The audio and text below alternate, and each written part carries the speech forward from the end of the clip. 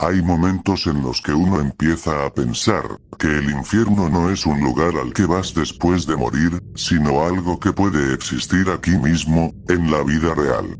Y este caso, es uno de esos que te hacen cuestionarlo. Para mí, es fácilmente uno de los casos más perturbadores que han ocurrido en México, y también uno de los que no deberían olvidarse. Hoy traigo algo distinto. No es una historia inventada, no es terror psicológico. Es un caso completamente real, y ocurrió hace no mucho tiempo.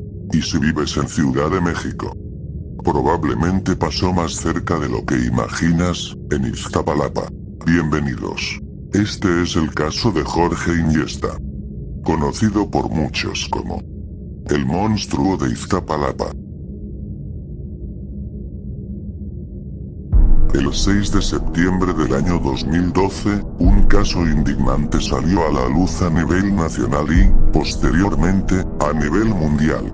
La Procuraduría del Distrito Federal ordenó la detención de 6 personas por mantener privadas de su libertad, durante más de 7 años, a una mujer de 21 años de edad, a 3 niños de 4, 5 y 2 años, y a un bebé de tan solo 3 meses. Siendo el autor intelectual un sujeto llamado Jorge Antonio Iniesta Salas, además de 5 familiares cercanos por complicidad, todos acusados de privación ilegal de la libertad y homicidio. Y aunque su mujer, Clara Tapia, dio a conocer esta historia real de terror, fue de igual manera detenida por complicidad.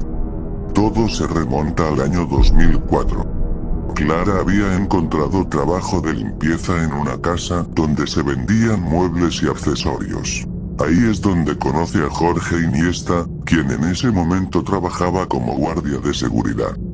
Él comenzó a coquetear con Clara y, en una ocasión, la invitó a comer y a tomar un café. Ella, emocionada por no estar acostumbrada a ir a lugares, según sus propias palabras, lujosos, aceptó gustosa, pues nunca antes alguien la había invitado a comer o simplemente a dar un paseo.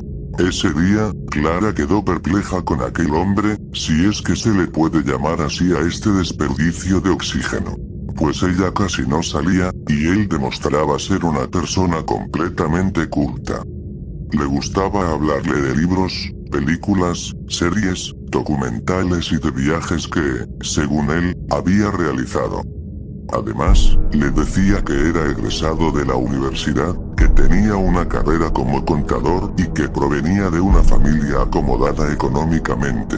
Esa noche, Clara le contó todo sobre su vida.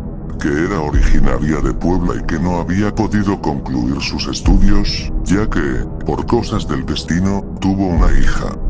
Sin embargo, su pareja en ese momento se desentendió y no quiso hacerse cargo de la que entonces era solo una bebé indefensa, dejándola completamente sola. Posteriormente, encontró el amor con otra persona, con quien tuvo 2 hijos más. Pero, desafortunadamente, este también resultó ser una joyita, pues era un hombre violento, manipulador y alcohólico, que la hacía pasar por humillaciones, insultos y golpes durante años, hasta que finalmente se fue a Estados Unidos, abandonando tanto a Clara como a sus hijos. Estando sola y con 3 hijos que alimentar, Clara buscó trabajo, encontrando empleo como conserje en la escuela Manuel Tello, ubicada en la delegación de Iztapalapa, con la ilusión de poder comprar una casa y vivir tranquila con sus hijos. Incluso llegó a ahorrar más de 80,000 pesos y, ya teniendo este empleo, parecía que nada podía salir mal. Jorge, al escuchar la historia de Clara, la comprendió, la animó e incluso la apoyó para que fuera a presentar una denuncia contra su ex esposo. En ese momento, Clara pensó que por fin había logrado encontrar a alguien de buen corazón. Desafortunadamente, en este caso, todo eran patrañas y mentiras, y Clara no esperaba lo que estaba a punto de suceder. En enero de 2005, 3 meses después de conocer a Jorge, él se muda con ella y sus 3 hijos en la conserjería de la escuela. Pero esta vez, como ya se mencionó, ella no esperaba todo lo que estaba a punto de pasar. El monstruo comenzó a administrar el dinero de la familia, basándose en sus supuestos conocimientos como contador, para, según sus palabras, poder lograr comprar esa casa tan anhelada por Clara. Al comienzo, empezó a ganarse la confianza de los hijos de Clara. 2 niñas de 15 y 12 años, y un niño de 13. Al principio, era muy comprensible. Les compraba regalos, dulces y todas esas cosas que les gustan a los niños, sin que ellos imaginaran que ese hombre sería el mismísimo demonio en persona. Con el paso del tiempo, este tipo cambió completamente. Se volvió alguien agresivo y controlador con Clara y sus 3 hijos, e incluso los insultaba y les escupía. Hasta que llegó la noche del 25 de marzo de 2005. Clara es despertada por el llanto de su hija mayor. Al ver que ese tipejo estaba sobre la niña, haciendo cosas asquerosas, Clara se levanta sumamente enojada y pensó en hacer algo, pero, debido al miedo que este sujeto les había infundido, se quedó completamente congelada, sin poder reaccionar en lo más mínimo. Él le dijo que todo estaba bien. Aseguraba estar sumamente enamorado de la niña, que era una relación normal, que ya había tenido muchas relaciones con hijas de sus amigos y que no pasaba nada, porque eso era normal en la clase alta. Además, le dijo que, si lo denunciaba, las autoridades no harían nada, pues el caso no procedería. De una manera que resulta difícil de explicar, Clara le creyó todo a este sujeto. Fue ahí cuando Jorge la convenció de que las 3 fueran sus esposas, mientras que al niño lo obligaba a trabajar y a entregarle todo el dinero, imponiéndole además una meta. Si el niño no alcanzaba esa meta, Jorge lo ataba en la azotea y lo dejaba ahí toda la noche, sin cobijas, apenas con unos shorts muy rotos y una playera de esas que dan en campañas presidenciales, además de torturarlo y golpearlo de maneras horribles. Tan solo unos meses después, en el año 2006, este monstruo les prohibió salir del cuarto a ambas niñas, argumentando que lo hacía por su seguridad, que no quería que nada malo les pasara. Por ello, cubrió las ventanas con tablones de madera y tabiques. Justo en ese momento, sería la última vez que verían el sol por un largo tiempo. Aunque Clara no estaba para nada de acuerdo con eso, no dijo nada. Ella sabía que nada de esto era normal, pero, debido a la manipulación de Jorge, no logró darse cuenta a tiempo. En octubre de 2006, una de las hijas de Clara dio a luz a un niño, fruto de la relación con el monstruo. Él amenazó a Clara con que, si decía algo, mataría a su hijo y se llevaría a ambas niñas junto con el bebé. Tiempo después, Jorge comenzó a condicionar a Clara, diciéndole que, si quería ver bien a sus hijas, tenía que darle todo el dinero que ganaba. Pero no era suficiente. Así que la obligó a vender sus cosas en el tianguis de Iztapalapa, y lo peor era que ella no podía tocar ni un centavo del dinero, por lo que tenía que comer de los restos que dejaba la gente o incluso de la misma basura. En abril de 2007, otra de las hijas de Clara dio a luz, y solo así se le permitió salir del cuarto. Desafortunadamente, este caso se vuelve aún peor, ya que en junio de 2007 Jorge obligó a Clara y a su hijo a vivir en la azotea de la conserjería, quedándose únicamente con las hijas de Clara para hacer todo lo que quisiera con ellas, sin que nadie pudiera hacer nada. Clara estaría manteniendo económicamente a Jorge Iniesta hasta el año 2009, cuando, con todo el dinero recaudado, Iniesta se compró un taxi. Para ese momento, las hijas de Clara ya eran sus esclavas, incluso creando un sistema de puntos, el cual consistía en que Clara y su hijo tenían que obedecer y hacer todo lo que Iniesta quería, sin decir absolutamente nada, hasta juntar 100 puntos para poder ver a las niñas. Lo que no sabían era que, si desobedecían a Jorge, este les quitaría todos los puntos, obligándolos a comenzar desde el inicio. El 18 de junio de 2009, sin comentarse lo primero a Clara y con miedo de ser descubierto por las autoridades escolares, ya que estas mismas se percataron de que las niñas ya no salían, este monstruo se llevó a las niñas a una vivienda asquerosa que pertenecía a su madre, en la colonia Renovación, en esa misma delegación. Jorge no le permitía ver a sus hijas y, a menudo, iba a ver a Clara para pedirle dinero a cambio de información sobre ellas. Durante los siguientes 2 años, no le permitió verlas, por más que ella le suplicaba que se las regresara. Él le decía que ellas ya no querían verla.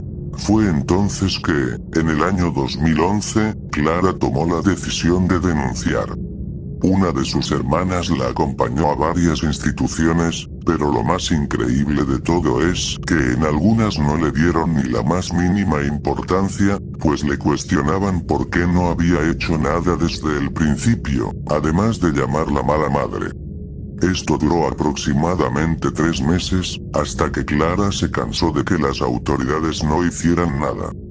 Entonces, ella y su hermana tomaron papel y lápiz y, en 22 hojas, relató todo lo vivido durante estos 7 largos años al lado de este monstruo, escribiéndolo con extremo detalle para que quien lo leyera se diera cuenta de la magnitud de las cosas que estaban sucediendo. El 1 de julio de 2011, Clara acudió a la Coordinación Territorial de Iztapalapa, donde por fin, después de tanto, le tomaron la denuncia y quedaron asentados los hechos, después de haber recorrido más de 7 centros donde fue rechazada.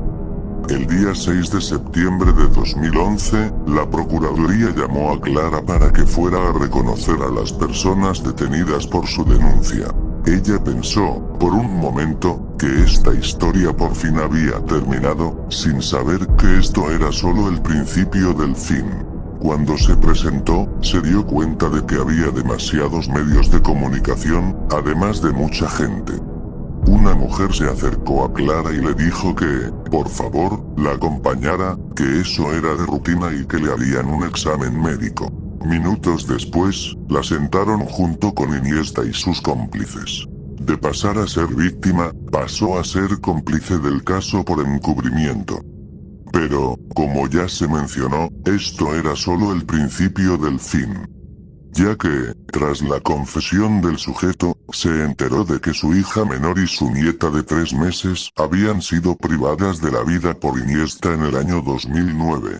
A partir de ese momento, se le conocería como el monstruo de Iztapalapa, quien en ese entonces contaba con 32 años. Afirmaba que sus actos habían sido motivados por Clara.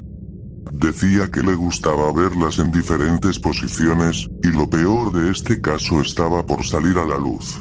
Debido a sus abusos, Iniesta había procreado 5 hijos con ambas mujeres.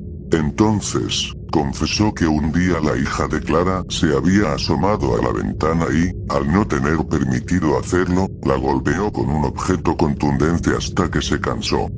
Sin embargo, se dio cuenta de que había cometido un error, pues la golpeó tanto que la privó de sus funciones vitales. En la desesperación por lo que había hecho, le colocó a la bebé de 3 meses en el pecho, intentando revivirla, pero terminó asfixiando a la bebé. Posteriormente, metió ambos cadáveres en una bolsa de plástico junto con cal y los guardó durante un mes debajo de su cama. Sin embargo, no soportaba el olor, incluso después de colocar más cal, por lo que comenzó a pensar en cómo deshacerse de los cuerpos. Fue así como sus familiares, quienes ya sabían lo que había hecho, le ayudaron a trasladar los cuerpos hasta la autopista, donde los tiraron.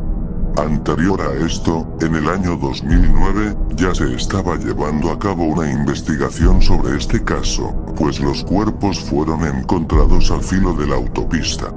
Sin embargo, desafortunadamente no lograron ser identificados, debido a que la menor no había sido registrada.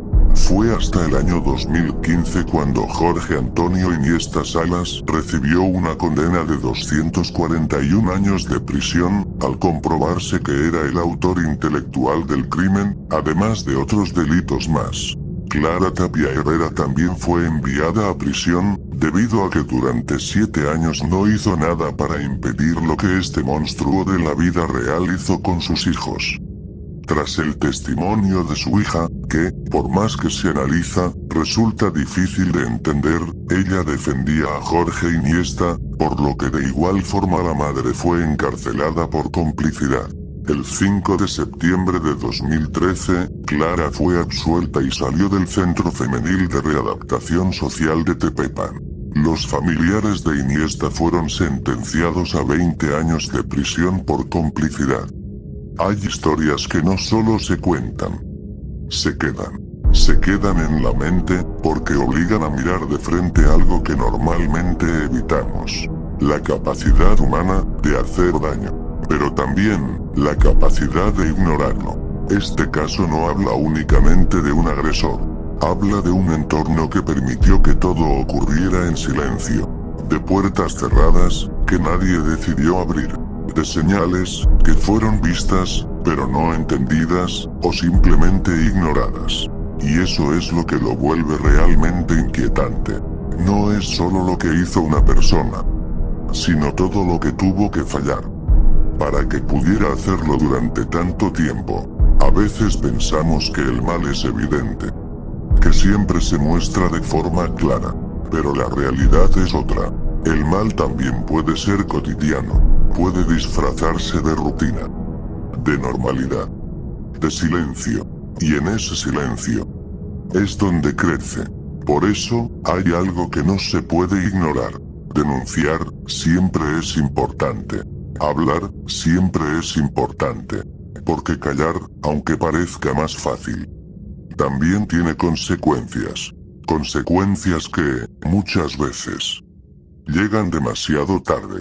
Este caso no debería quedarse solo como una historia más. Debería quedarse como un recordatorio de que mirar hacia otro lado nunca es una opción, porque a veces lo más peligroso no es el mal en sí, sino el silencio que lo rodea.